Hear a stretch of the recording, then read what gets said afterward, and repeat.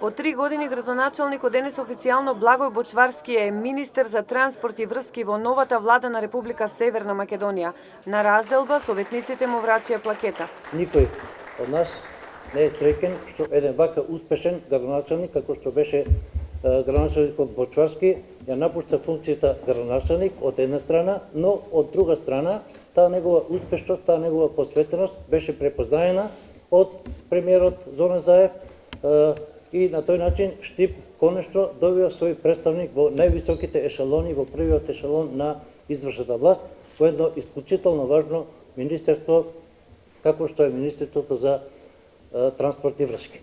Артикулирајќи го јавно прекарот на градоначалникот Бочварски на разделба, советниците констатираа дека изминативе 3 години овој млад човек бил локомотива која ги раздвижила и ги натерала многу да работат сите локални административци.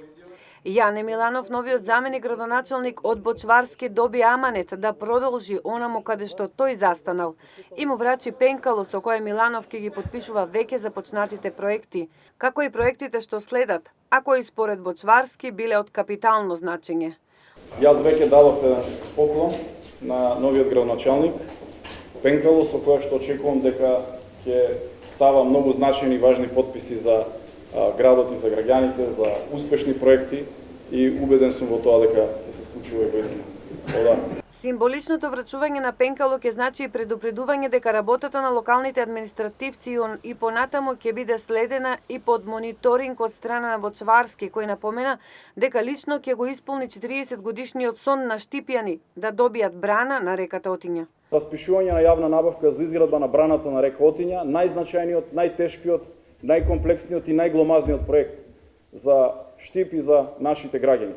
Верувам новинарите паметат одамна, верувам сите граѓани паметат одамна, дали некој можеше да претпостави дека за неполни 3 години од еден мандат на еден градоначалник ќе бидеме пред отпочнување на изградбата на овој објект, не само да ја зборуваме, не само пред кампањи, не само во кампањи, туку да биде оваа брана веќе реалност.